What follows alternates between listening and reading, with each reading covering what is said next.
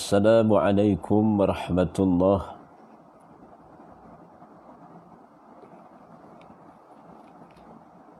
Firman Allah Ta'ala ba'da a'udzu billahi as-sami'il 'alim minasyaitonir rajim min hamzihi wa nafthihi wa nafsihi.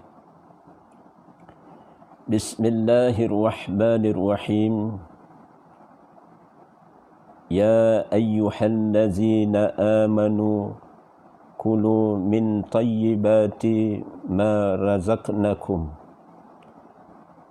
Allah Subhanahu wa taala berfirman, mafhum ayat dalam satu surah, yakni suratul Baqarah, pada wakaf ayat yang ke-172 menyatakan seruan ilahi, wahai orang-orang yang beriman, ya ayyuhallazina amanu kulu min tayyibati ma razaqnakum, makanlah di antara rezeki yang baik-baik yang kami berikan kepada kamu. Sadaqallahul azim. Ya arhamar rahimin ya rabbal alamin. Allahumma arhamna bil Qur'an waj'alhu lana imaman wa nuran wa hudan wa rahmah. Allahumma zakkirna minhu ma nusina wa 'allimna minhu ma jahilna warzuqna tilawatahu ana al-layli wa atrafan nahar waj'alhu lana hujjatan ya rabbal alamin. Ya arhamar rahimin rabbana atina min ladunka rahmah wa hayyi' lana min amrina rashada. La hawla wa la quwata illa billah. Inna lillahi wa inna ilaihi raji'un. Wa sallallahu ala Muhammadin nabiyyu ummi wa ala alihi wa sahbihi ajma'in. Sekalian para pencinta dan penuntut ilmu, seluruh ahli keluarga saya dan seluruh ahli keluarga audio kuliah yang menyaksikan pertemuan pada pagi ini di waktu duha yang begitu damai kepada saya dan kita semua bertenang dengan bersahabat qarib dengan Allah Subhanahu wa taala, wasilah dengan ilmu wahyi. Walaupun dalam beberapa lafaz ayat, dalam beberapa wakaf, insya-Allah kita baca dan kita tadabbur maupun kita berusaha untuk beramal dengan ilmu wahyi dan ittiba' akan sunnah Nabi sallallahu alaihi wasallam. Apa khabar semua sahabat-sahabat kenalan yang dekat maupun yang jauh? Pagi ini saya menyambung kembali dalam bicara ilmu berkaitan dengan penawar dari Allah Azza wa Jalla. Bersambung bicara semalam pada jam yang sama pukul 10 pagi. Maka 2.0 pada pagi ini untuk kita menyelami betapa Allah Subhanahu wa taala telah mengurniakan kepada saya dan kita semua penawar syifa yang datang warid daripada anugerah kurniaan ilahi. Namun begitu, sebagai suatu mukadimah berkaitan dengan ayat dalam suratul Baqarah pada ayat 172 ini, menyatakan satu seruan daripada ilahi berkaitan dengan makanlah di antara rezeki yang baik-baik, halalan tayyibah, yang telah kami, kata Allah, berikan kepada kamu. Di hadapan saya dan kita semua dalam kehidupan ini, Allah telah kurniakan anugerahnya daripada sumber alam, sumber alamiah yang boleh dijadikan penawar dalam kehidupan. Sementara hayat masih ada kalanya saya dan kita semua berikhtiar untuk merawat ataupun mencegah daripada dihinggapi penyakit-penyakit. Oleh kerana penyakit zaman globalisasi ini sampai tidak terkira banyaknya, seumpama H1N1, H1N2, H1N3, H1N5 sampai nombor, dah bubuh huruf serta nombor. Tidak disebut lagi seumpama dengan satu istilah, direngkaskan dengan menggunakan angka, menunjukkan betapa kehidupan ini Allah Subhanahu Wa Taala uji umat manusia ini untuk saya dan kita semua berhati-hati, sehingga kita boleh berusaha untuk mengelakkan penyakit-penyakit tertentu ataupun yang berpunca daripada sama ada bakteria ataupun parasit ataupun disebut virus dan sebagainya. Maka asas dalam ayat ini berkaitan dengan Allah memerintahkan saya dan kita semua makanlah daripada rezeki yang baik-baik. Punca COVID-19 ni antaranya dikaji secara sains perubatan berpunca daripada memakan sesuatu yang tidak halal, seumpama daripada binatang yang sepatutnya kita faham dengan baik. Alhamdulillah kita beruntung kerana kita diberi penerangan dan pencerahan dalam al-hadis maupun al-Quran. Makanan yang baik itu menjadi pilihan dan perintah daripada Allah Subhanahu Wa Taala. Maka namun demikian, oleh kerana fitnah ini berlaku secara global, maka timbul persoalan bagaimana untuk kita tenangi. Maka saya mencadangkan antara penawar yang mujarab, iaitu untuk merawat seumpama virus COVID-19 ini dengan penggunaan iaitu habbatus sauda. Habbatus sauda. Oleh kerana setelah saya kemukakan bicara yang semalam berkaitan dengan black seed ataupun disebut Nagella sativa dari segi bahasa saintifiknya, maka saya dapati perlunya kesempurnaan fakta, kesinambungan pada bicara semalam untuk mengukuhkan betapa habbatus sauda ataupun Nagella sativa ataupun disebut black seed, jintan hitam itu boleh diguna pakai dengan kepelbagaian cara guna sehingga merawat bukan sekadar penyakit-penyakit yang bersumberkan dengan sumber seumpama virus ataupun parasit ataupun bakteria sekalipun. Jadi alhamdulillah, masya-Allah, oleh kerana ada di sini di depan saya ini ada satu kitab yang masya-Allah bila kita baca kitab ini, buku ini telah saya paparkan semalam, ini dia bagaimana indahnya pemakanan dan perubatan Islam. Dan panel yang menerbitkan buku ini sehingga dibuat secara kajian saintifik dengan usaha-sama dengan Bank Muamalat. Antara panel yang menjadi rujukan sehingga terbitnya satu makalah ataupun booklet ataupun disebut buku maupun kitab ini. Di antaranya panelnya Dr. Fazli Rahim.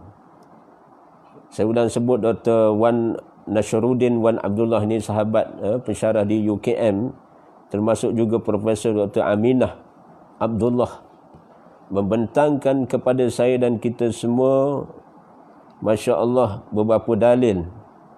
Sebelum saya meneruskan bagaimana cara guna habbatus sauda itu,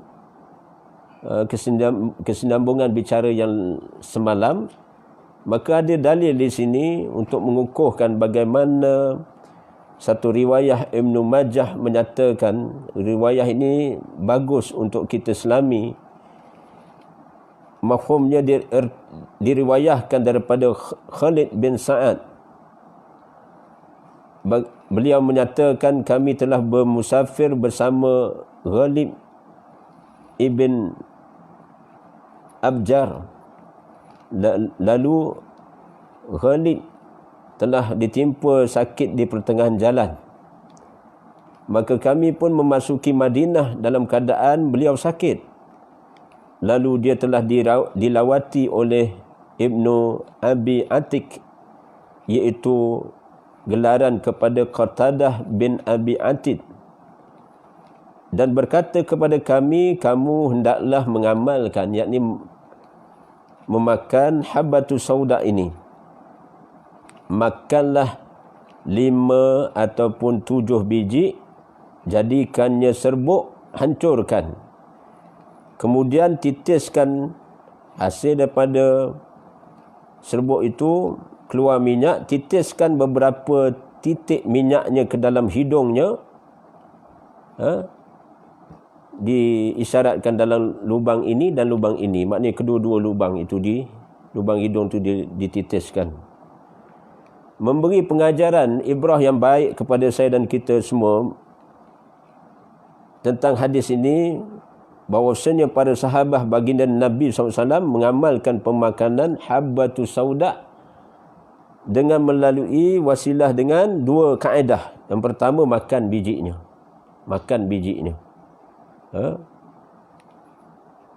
Sehingga akan mengeluar minyaknya. Jadi sama ada mengeluarkan ini dengan cara mengunyah biji habbatus sauda tu, bijiran hitam itu dikunyah, ataupun diperah. Dan pilihan yang terbaik iaitu cold press, perahan waktu sejuk, yakni dengan maksud segar. Dan di antara kaedahnya menitiskan minyak itu pada tempat yang sakit. Maka khulasah pada hadis ini, kesimpulan pada hadis ini, kita dapati tentang riwayat hadis ini, sahabat-sahabat baginda Nabi SAW menggunakan habbatus saudah ini dijadikan sebagai penawar dengan memakan bilangan yang ganjil. Dan disyarahkan, dikuatkan lagi dalam satu kitab Imam Az-Zahabi ini. Saya bila merujuk satu kitab yang musannaf kitab, iaitu Imam Zahabi, menyatakan bagaimana adanya kaedah mengambil dengan bilangan yang ganjil yang dilakukan oleh baginda Nabi sallallahu alaihi wasallam, dengan bilangan yang ganjil. Disebut di sini bagaimana daripada anak, disebut dalam satu keterangan di sini ada tentang bilangan, berkaitan dengan bilangan ini. Jadi khulasahnya iaitu bilangan yang ganjil memberi maksud yang baik untuk dijadikan penawar.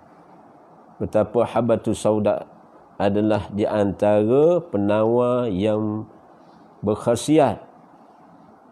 Dan pada pagi ini kita meneliti syarah dalam kitab ini, indahnya pemakanan dan perubatan Islam ini. Dan dinyatakan di antara kaedah untuk merawat beberapa penyakit ada hampir 80, bahasa kitab lama, ataupun bahasa contemporary ini lebih, hampir dekat 80 jenis ataupun kaedah menggunakan habbatus sauda ini. Dan dia mengenai beberapa jenis penyakit. Maka saya memilih menyambung bicara yang semalam, hanya 5 jenis penyakit. Maka kita sambung untuk merawat beberapa penyakit dan bagaimana kaedahnya. Di antara yang boleh kita usaha lakukan, iaitu di antaranya merawat penyakit buasir. buasir. Jadi buasir ni satu kadang-kadang menjadi persoalan ataupun jadi konflik pada individu tertentu. Dan seingat saya, Al-Imam Asy-Syafi'i rahimahullah pernah mengalami buasir yang kronik.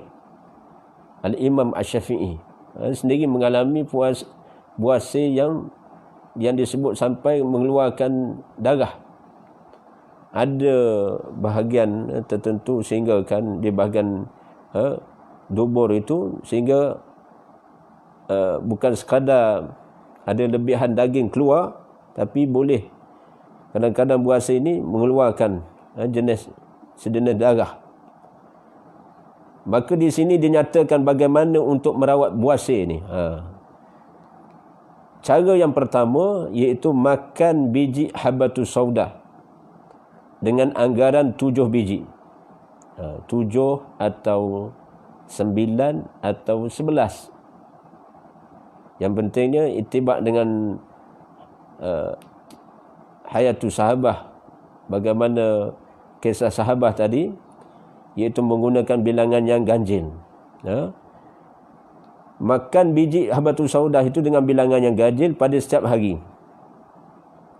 Dan sebaiknya, ini satu match dia, satu gabungan yang mujarab, iaitu bersama dengan 1 sudu madu lebah. Seumpama semalam banyak penyakit yang disyorkan supaya habbatus sauda ini dimashkan, ataupun setelah makan ataupun minum minyak habbatus sauda itu, maka dalam masa sama minum 1 sudu madu lebah. 1 sudu madu lebah syaratnya asli. Syaratnya asli. Syaratnya asli, original honey, original honey, original honey. Dan yang kedua, cara untuk merawat buasir ni iaitu makan biji habbatus sauda itu bersama dengan madu. Yang tadi dimaksudkan bersama dengan madu. Jadi makan habbatus sauda ataupun minum minyak habbatus sauda bersama dengan madu. Jadi salah satu di antara penyakit yang boleh dirawat dengan habbatus sauda ini iaitu buasir. Taib. Di antara penyakit yang lain juga kita pilihlah, kerana ada hampir 80 jenis penyakit yang boleh dirawat dengan habbatus sauda ini, iaitu disebut di sini berkaitan dengan gemetar. Semalam stres, semalam telah dibentangkan masalah stres. Jadi satu penyakit yang disebut di sini iaitu gemetar. Ini satu simptom, satu gejala penyakit. Gemetar. Dia jadi berdebah, gemetar. Kadang-kadang setengah orang ni dia berdebah, mudah berdebah, mudah gemetar. Maka masukkan serbuk biji habbatus sauda itu ke dalam secawan air panas yang baru mendidih. Kacau rata, kemudian tutup mulutnya dengan satu jenis piring. Biarkan beberapa minit, kemudian minum ketika masih panas, lakukan ketika perlu. Ini kaedahnya. Kaedahnya masukkan serbuk habbatus sauda, serbuk tu yang ditumbuk dengan lumat, ataupun menggunakan titisan minyak habbatus sauda itu dicampur dengan secawan air panas ni. Kemudian segelas air panas tadi dicampur dengan habbatus sauda, kemudian ditutup dalam berapa ketika, dalam berapa minit, kemudian dibuka piring itu, bismillah, terus diminum dalam keadaan masih suam-suam, yakni masih panas lagi. Itu untuk merawat masalah gemetar. Gemetar. Jadi itu kaedah dia, gemetar. Jadi kadang-kadang dulu pun yang bercakap ni pun boleh tahan, gementar ni boleh tahan untuk kita bagi talk ataupun kita bercakap di depan orang ramai. Memang peringkat awal dahulu memang nak boleh ke matang satu perkara itu, tentu kita mengharungi step by step. Step by step. Seingat saya pengalaman saya dalam di masa form 6 tingkatan 6 dulu pernah dipilih sebagai ketua Pertina, ketua untuk memimpin level tingkatan 6 itu. Hari pertama dipilih, hari kedua terus letak jawatan. Terus letak jawatan. Pasal apa? Ambo tak biasa kecek depan orang ramai. Ambo tak biasa kecek depan orang ramai. Lagilah kalau assembly tu, maknanya di perhimpunan sekolah kan, melibatkan form 1 sampai form 6. Jadi memang masalah lah nak bercakap dengan kawan-kawan satu kelas satu hal. Nak bercakap dengan audien terbuka melibatkan apatah lagi berdepan dengan cikgu disiplin. Yalah. Apatah lagi dengan guru besarnya, yang disebut pengetua sekolah. Jadi memang berdebar. Berdebar ni. Duk dak gementar. Jadi subhana rabbiyal azim, rupanya ada kaedah penawar. Kaedah penawar ini iaitu gunakan minyak ataupun sebuah habatus sauda tu dimasuk dalam air, kemudian ditutup dalam satu cawan air yang panas tadi, ditutup dengan piring, kemudian dibuka dalam beberapa ketika, kemudian diminum dalam keadaan masih panas lagi, untuk merawat masalah gementar. Ini membantu bagi sesiapa yang nak interview lah, ataupun nak periksa, ataupun mengalami perasaan gementar dalam keadaan-keadaan tertentu. Untuk rawat tu gunakan kaedah ni.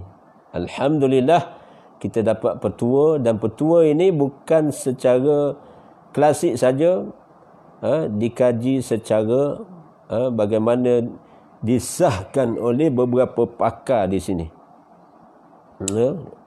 Taib. Dan kita ambil di antara masalah yang biasa dihadapi oleh anak ataupun cucu, berkaitan dengan bukan anak cucu saja, kadang-kadang mak budak, bapak budak pun masalah tidak ada selera makan. Mak budak, bapak budak, apatah lagi anak-anak, cucu yang kadang-kadang masalah ni. Jadi bagaimana untuk merawat sesiapa yang mengalami tidak ada selera makan?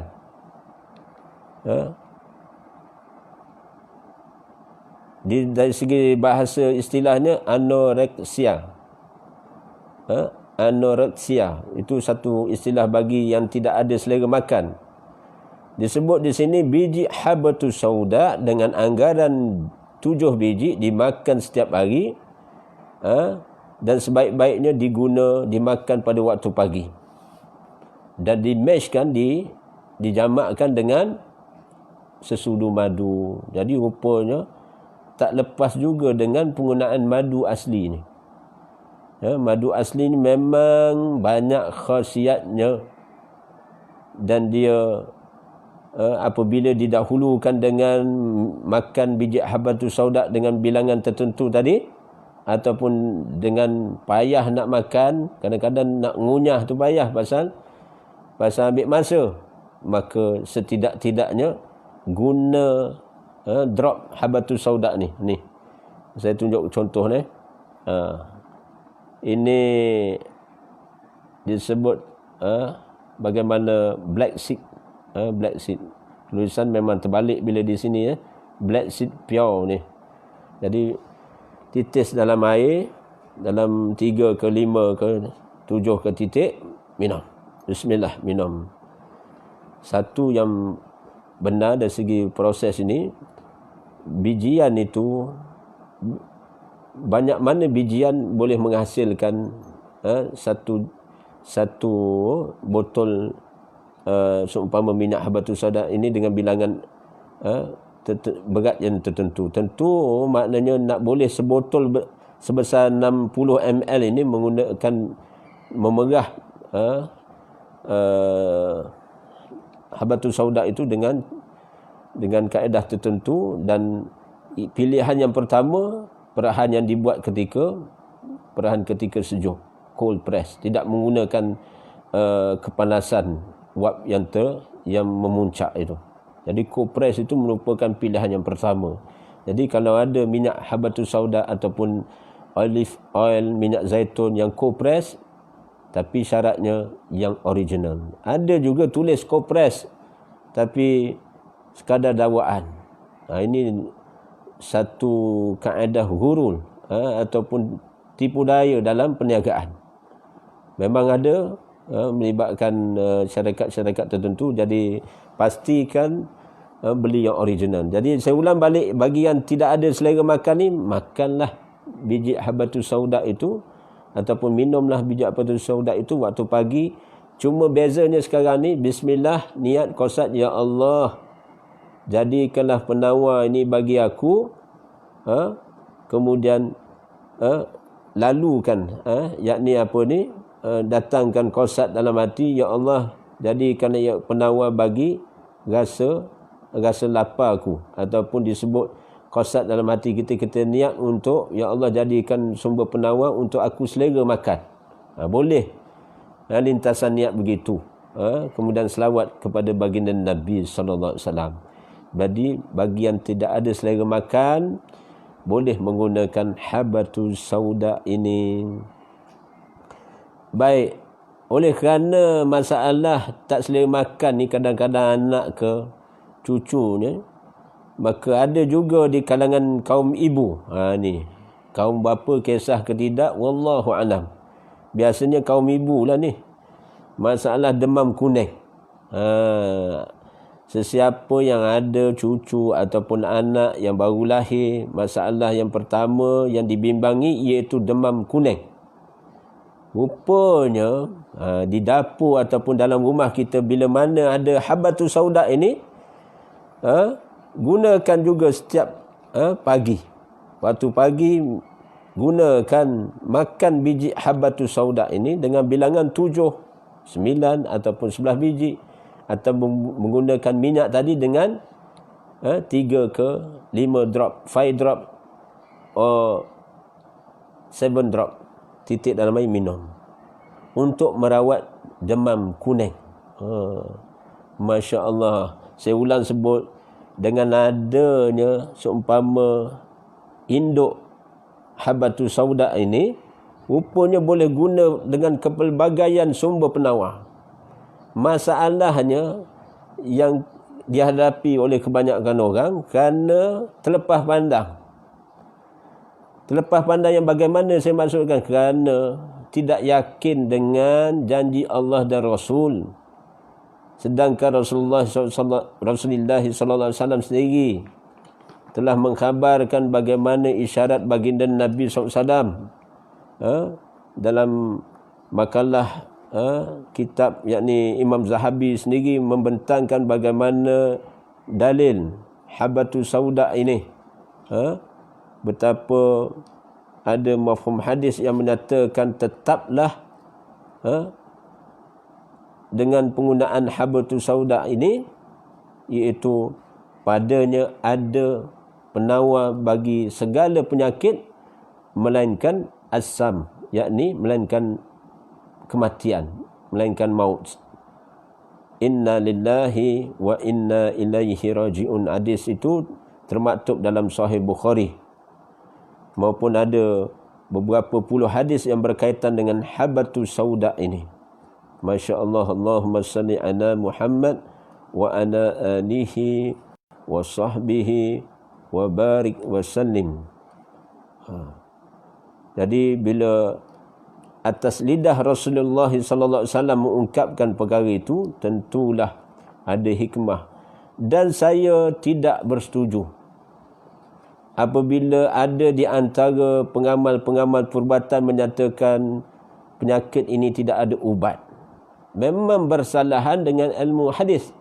Al-hadis memberi pencerahan kepada saya dan kita semua, setiap penyakit ini ada ubat dia. Jadi malang sungguh sesiapa yang dalam bidang medik, dalam bidang perubatan, tiba-tiba mengeluarkan kenyataan penyakit tertentu tidak ada ubat. Sedangkan Rasulullah SAW menyampaikan setiap apa yang diungkapkan oleh baginda Nabi SAW tidak mengikut hawa nafsu baginda Nabi SAW, melainkan langsung ilham yang datang daripada mukjizat ilmu wahyi maupun langsung daripada ilmu Allah Subhanahu Wa Taala. Jadi kita berakidah dengan akidah Ahlussunnah wal Jamaah, berakidah dengan ittiba' akan sunnah Nabi SAW, maka rasmi pada pagi ini perbetulkan i'tiqad, perbetulkan akidah kita betapa setiap penyakit ini ada penawarnya. Cuma dah jumpa ke belum? Itu je. Sejauh mana dah jumpa ke belum penawar-penawar. Jadi kalau belum jumpa bukan bermakna tak ada penawar. Ada penawar. Ada penawar daripada sumber alamiah. Dan saya dalam knowledge tentang falsafah homeopati, kami dapati betapa penyakit seumpama yang disebut sebagai HIV, di sini HIV ataupun AIDS pun ada penawar. Dalam homeopati kami ada remedi yang berkaitan dengan remedi yang dimaksudkan itu iaitu penawar. Bahasa saintifiknya remedi, bahasa Arabnya penawar, yakni syifa, penawar. Dalam bahasa Melayu penawar.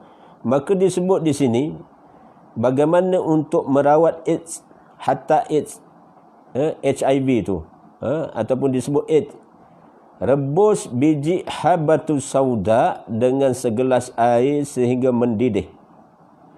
Setelah suam, apabila segelas airnya dah dicampur dengan 2 sudu besar madu lebah asli, kacau, lalu diminum 2 kali sehari, kemudian minum secawan kecil air zam-zam. Allahumma salli ala Muhammad wa ala alihi wa sahbihi wa barik wa sallim. Rebus, saya ulang balik, ni penawar bagi AIDS.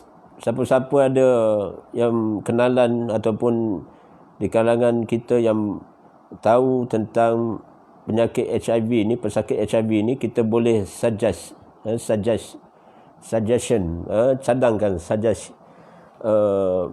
cadangkanlah, kita boleh kongsi pengalaman dari segi ilmu perubatan ini, iaitu rebus biji habatus sauda dengan segelas air.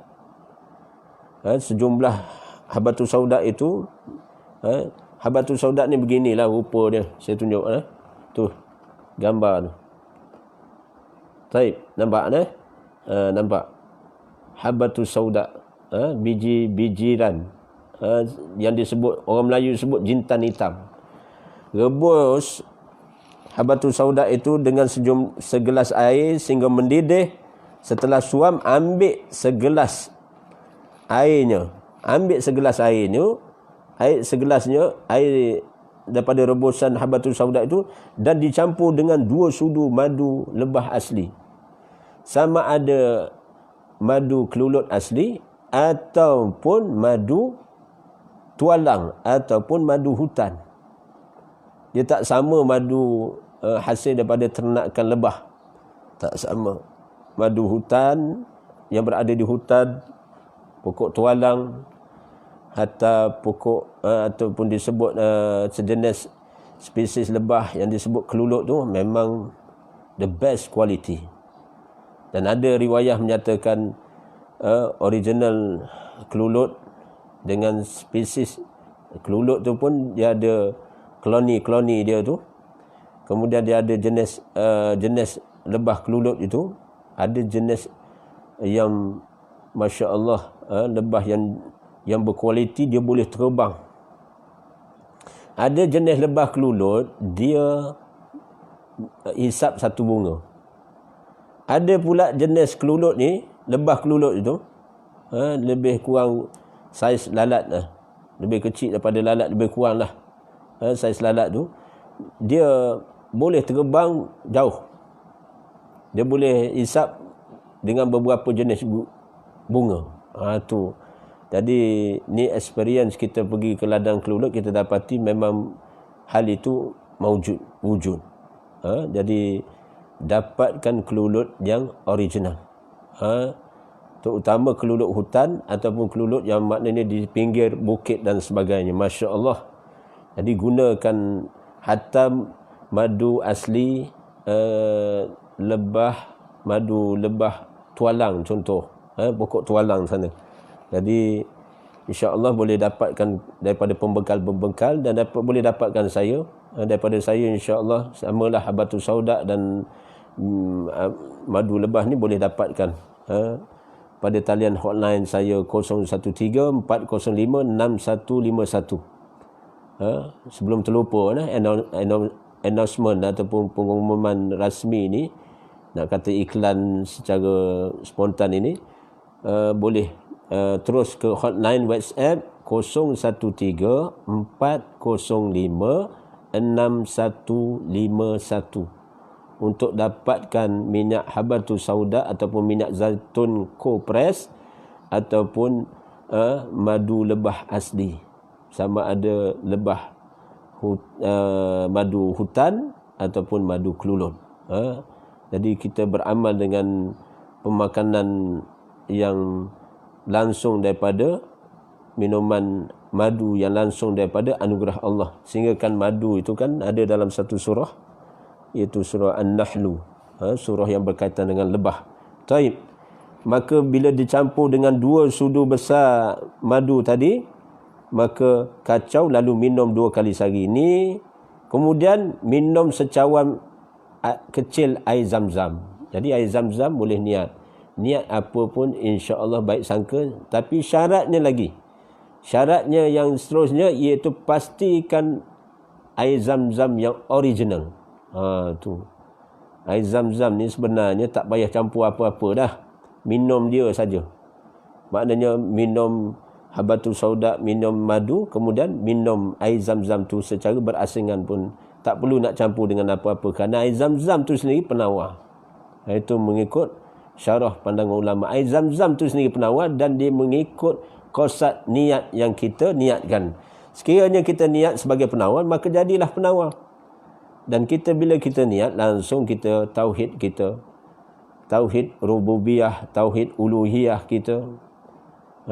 Walaupun setengahnya boleh terima tentang kaedah tauhid itu, setengahnya yang kadang-kadang dibahas sampai tak boleh terima, sebenarnya bawa bertenang.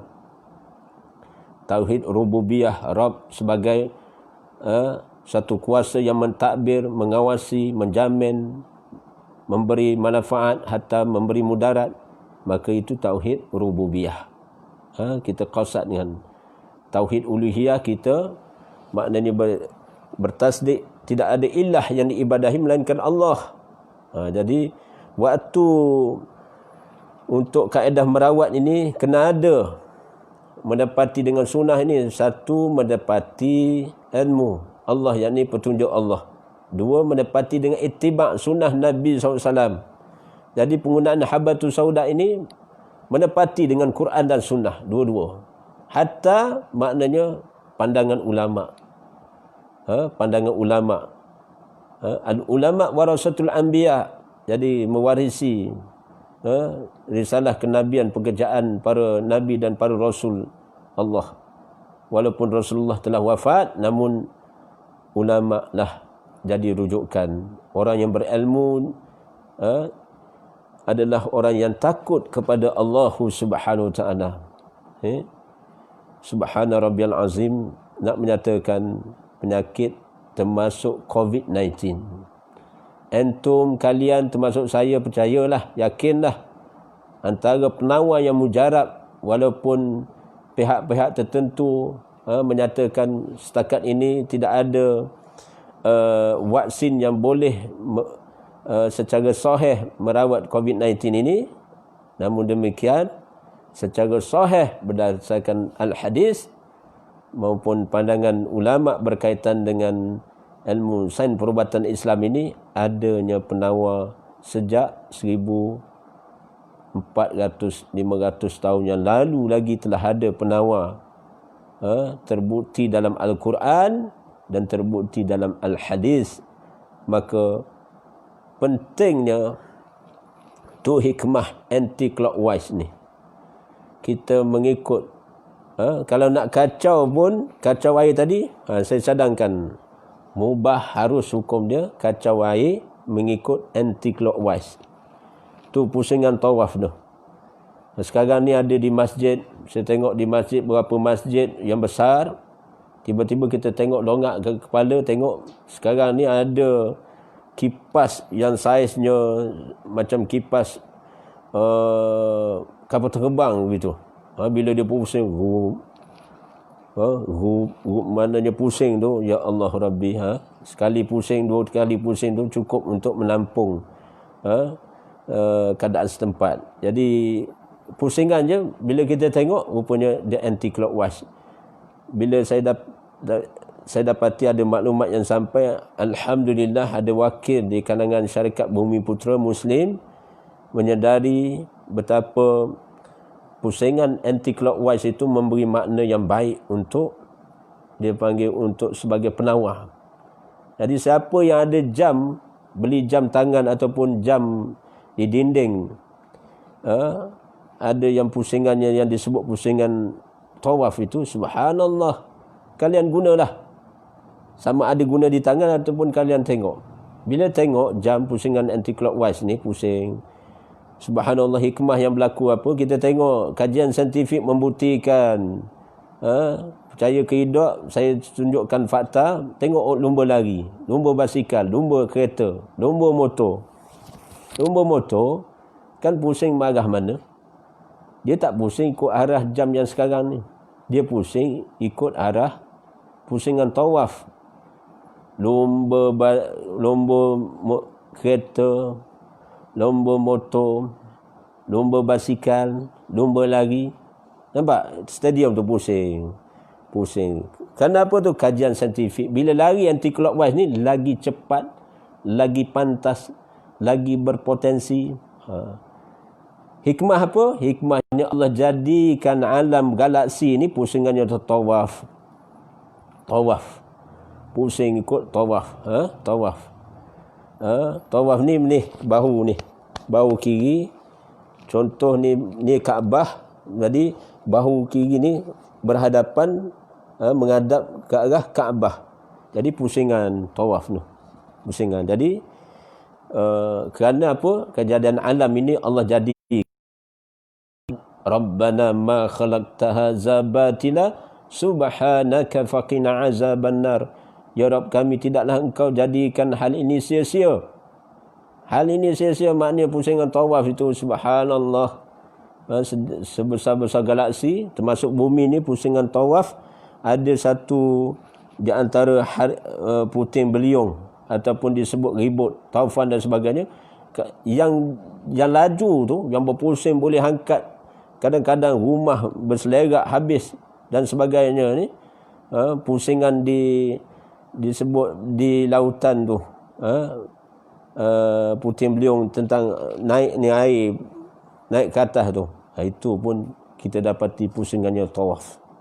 Tumbuhan yang melilit, cuba keluar di rumah ni, tengok waktu pagi dan sebagainya, bila dia melilit tu, dia pusing kot tawaf. Ni bahagian jantung ni. Kalau urat jantung, kita tengok, tanyalah doktor yang berkaitan dengan dalaman ini, organ dalaman ini, ada aliran darah tu, pusingannya arah darah naik tu, pusing dia ikut tawaf. Masya Allah. Jadi untung kita secara fakta kena terima, kerana secara ilmu dan fakta kena terima, hakikatnya Allah ciptakan, jadikan perkara itu bukan sia-sia. Allah nak kita kembali kepada fitrahnya. Ini disedari oleh pemerintah Israel. Masya Allah. Kisah benar.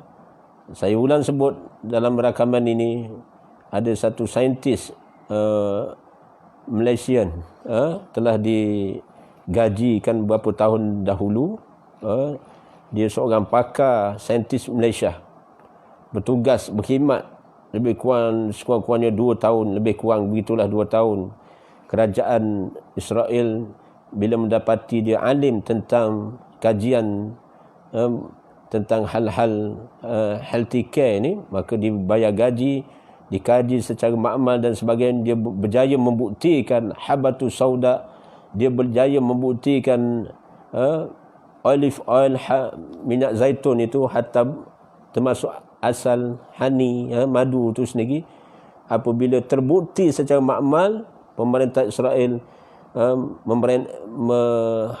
keluar berkeliling oleh kerajaan pemerintah di sana menggunakan madu hatta cold fresh minyak zaitun, olive oil termasuk habatu sauda diguna pakai di dalam hospital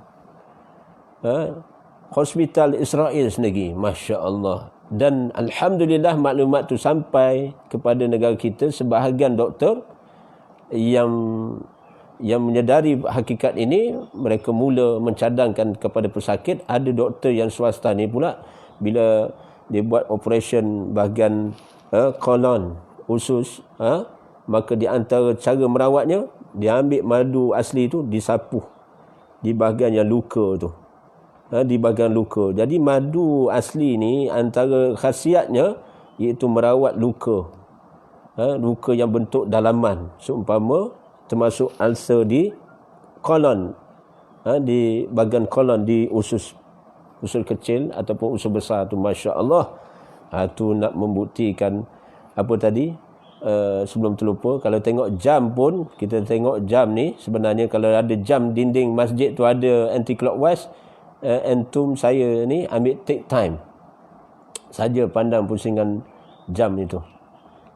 Pandang dah pusingan jam itu, ikut pusingan dia tu, ikut, katalah 1 minit. 1 minit ada berapa saat? 60 second, 60 saat. 60 saat, 1 minit lah, 60 saat. Jadi pusing tengok. Rupanya di waktu kita lihat, rupanya ada kesan release tension. Bawa bertenang, maknanya kita lihat pergerakan itu menyebabkan ada pusingan berlaku secara imbangan dalaman. Kerana ada gelombang dalam badan saya, ada elektron. Dalam badan kita ni ada charge positif dan negatif, ion.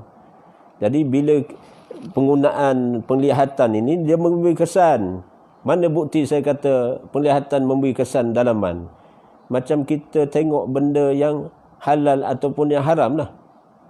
Kalau kita tengok benda yang halal, kita cegah mata kita daripada melihat yang haram, sebenarnya dia mententeramkan jiwa kita, menenangkan hati kita. Apa hikmah Rasulullah berdoa, Allahumma inni a'udzubika min syarri sam'i wa min syarri basri wa min syarri lisani wa min syarri qalbi wa min syarri maniyit.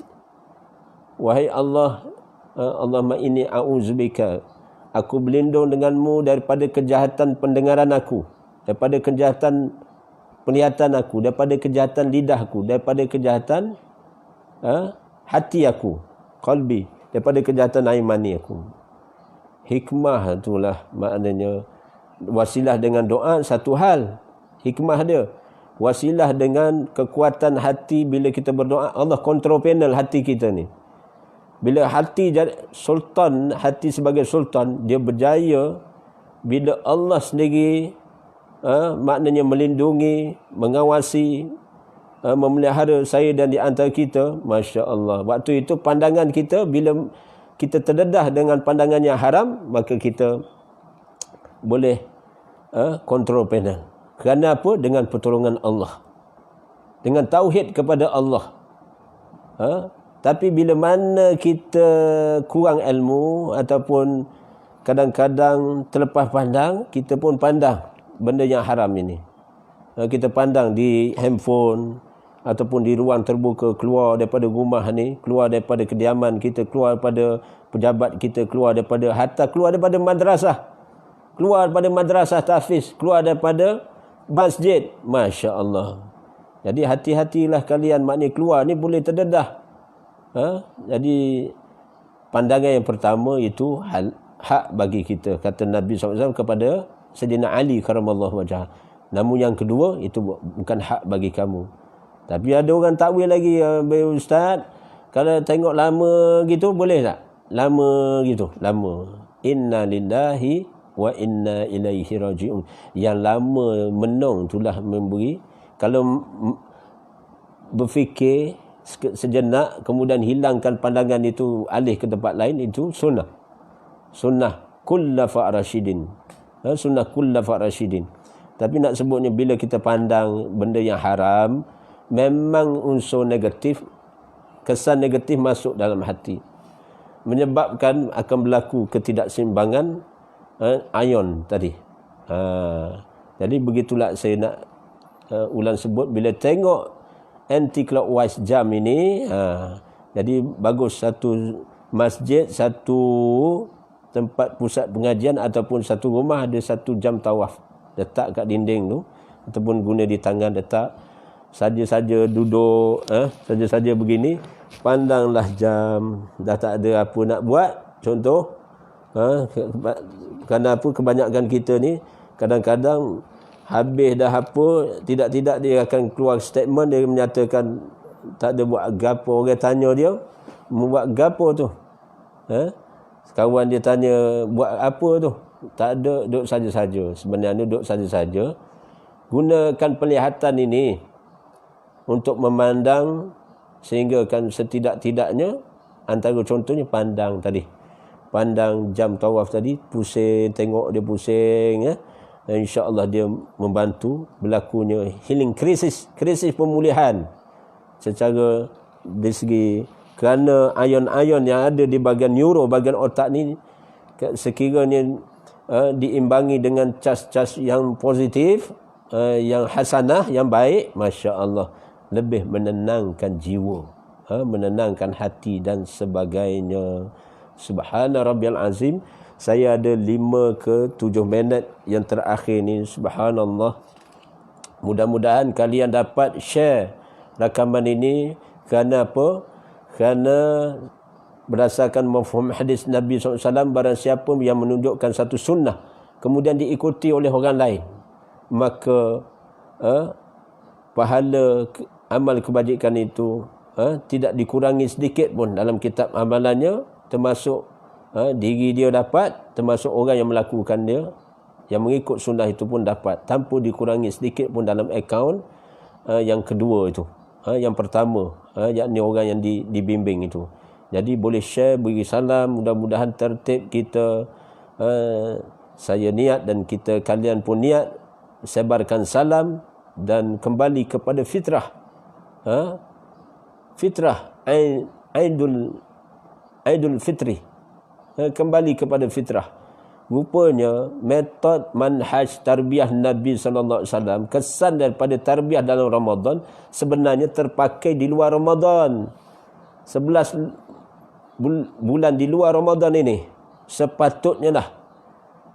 Dan kita masih, termasuk diri saya, boleh masih balancing lagi, insya-Allah, minta pertolongan Allah walaupun kita berada di bulan Muharram ini. InsyaAllah kita ada beberapa bulan untuk, sekiranya ada rezeki umur kita panjang untuk ketemu dengan Ramadan akan datang, kita masih mampu bertahan dengan iman, kita beramal dengan akidah kita beramal. Masya-Allah, kita mampu bertahan untuk meneruskan rehlah kehidupan yang berbaki ini. Jadi boleh share, boleh bagi salam kepada terutama ahli keluarga kita, kerana metod ataupun modul dakwah Rasulullah SAW sampai kepada ahli keluarga, pasangan, termasuk ahli keluarga, adik-beradik, mak saudara, bapa saudara, atau saudara mara, kaum kerabat dulu, sepupu dan sebagainya, termasuk maknanya sahabat-sahabat, kenalan, jiran, for all, Islam for all, Islam untuk semua. Kepada non-Muslim, kalau ada kenalan kita yang non-Muslim, India ke China ke, hatta apa bangsa pun, orang putih pun, ada orang dia berkawan dengan orang putih, ataupun sesiapa saja di kalangan kawan kita, boleh forwardkan. Cuma translate lah, translate dalam bahasa, wallahu alam, boleh translate ke tidak, wallahu alam. Tapi boleh sebarkan rakan-rakan kita di luar negara, bukan ada di Nusantara, Siapa yang ada sahabat Facebook, add friend dan sebagainya, bukan sekadar di Brunei, bukan sekadar di Indonesia, di Thailand, maupun di Cambodia, maupun di Singapura. Maknanya orang kita berada di mana? Orang kita berada di luar negeri, overseas. Ada yang masih belajar maupun bekerja di United States America. Forwardkan pada kawan-kawan risalah agama ini, termasuk keluarga dan sebagainya, hatta di China, di India sekalipun, yang belajar dan sebagainya. Begitu juga di luar negara lah, di luar negara yang lain, Masya Allah. Boleh sebarkan salam, sebarkan sedapat mungkin. Dan akhirnya saya memilih suatu remedi lagi untuk menutup bicara ini, iaitu lemah semangat. Lemah semangat. Ada 3 minit yang terakhir ini. Bagaimana penawar lemah semangat ini? Tumbuk biji habatus sauda dan rizam halia muda dengan sukatan yang sama banyak sehingga lumat. Kemudian kacau sehingga sebati dengan madu lebah. Maka 1 sudu setiap kali makan. Makan 1 sudu selepas setiap kali makan. Caranya untuk merawat lemah semangat ni, dia panggil drop, jatuh lemah semangat lah, tak ada semangat, lemah semangat, kurang semangat, macam-macam semangat ni, kurang semangat nak belajar, kurang semangat beberapa perkara termasuk pekerjaan dan amal perbuatan dan sebagainya. Lemah semangat nak ibadah pun boleh juga niat, lemah semangat nak ibadah pun boleh juga. Tumbuk biji habatus sauda ini ataupun guna minyak habatus sauda bersama dengan halia muda. Tumbuk biji habatus sauda ni dengan bersama halia muda, tumbuk dengan sukatan yang sama banyak. Sama banyak sehingga lumat. Tumbuk sehingga lumat. Sehingga lumat. Kemudian kacau sehingga sebati dengan madu lebah. Ambil madu lebah, kacau sehingga sebati. Maka dah siap itu, maka makan 1 sudu selepas setiap kali makan. Maknanya lepas makan setengah jam baru ambil penawar ini. Rupanya ada satu kaedah pengambilan minuman ini. Dia begini, setengah jam sebelum makan ataupun setengah jam selepas makan. Jadi ramai yang tidak perasan sebenarnya ittiba akan sunnah yang hasanah yang baik untuk penghadaman, termasuk pencernaan masalah usus, kolon maupun stomach, perut, iaitu bezakan makan dengan minum ni. Sama ada minum terlebih dahulu setengah jam, 15 minit, 15 minutes to 30 minutes before sebelum makan, sebelum makan ataupun lepas makan. Dah agak makan dulu baru turun, turunkan agak makan dulu, dah turun setengah jam baru minum. Tapi ada kalanya minum tu lebih awal dulu. Contoh iftar berbuka, ittiba sunnah Rasulullah kecap air dulu. Rasulullah kecap air dulu dengan 3 teguk, baru Rasulullah ambil buah tamar tu, Rasulullah makan buah tamar. Kerana nak lawaskan tekak ni, dan ada hikmah sehingga disebut telah hilang rasa dahagaku, telah lenyap rasa laparku. Baginda Nabi SAW isyaratkan demikian ketika iftar. Jadi cukuplah sekadar ini pada pagi ini. Mudah-mudahan kita dapat sambung untuk hari ketiga. Mungkin besok insya-Allah. Doakan saya dan kita semua sihat walafiat. Jadi doalah sambil ikhtiar tu, doa Allahumma inni as'aluka al-afiyah. Allahumma inni as'aluka al-afiyah. Itu untuk diri sendiri. Wahai Allah, afiahkan aku, sejahterakan aku. Rupanya afiat ini bukan sekadar tubuh badan saja, bebas daripada anasi-anasi, virus, parasit, bakteria dan sebagainya. Termasuk juga sejahterakanlah sampai ke dalam kehidupan. Minta Allah guna kalimah na untuk jamak isi keluarga, mak ayah, pasangan, anak-anak, kalau ada menantu satu isi keluarga dan sebagainya, cucu dan sebagainya. Allahumma inna nas'aluka wal afiyah fil hayatid dunya wal akhirah. sampai terpakai di dunia ni, sampailah akhirah. Minta pertolongan Allah menemani dalam kehidupan kita keafiatan ini, sampai keafiatan itu terkesan pada afiatnya hati kita tenang, fikiran kita ni waras dan sebagainya. Cukuplah sekadar ini, sahabat-sahabat, kenalan maupun ahli keluarga. Mudah-mudahan menjadi saham buat saya dan kita semua di alam maya ini, telah termaktub dalam kitab amalan saya dan kita semua. Bagi yang menyaksikan, mata yang memandang ada sahamnya, telinga yang mendengar ada sahamnya.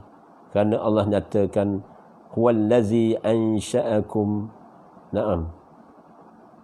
Disebut dalam surah Tabarak.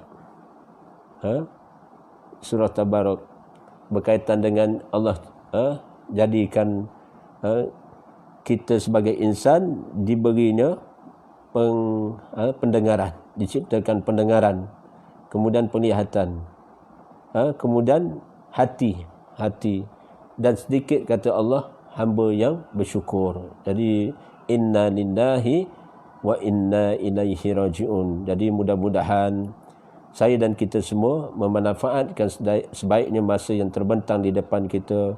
Mudah-mudahan doakan saya, insya-Allah kita ketemu pada jam yang sama pada besok hari untuk kita hadam tentang penggunaan habatus sauda ni pun belum habis.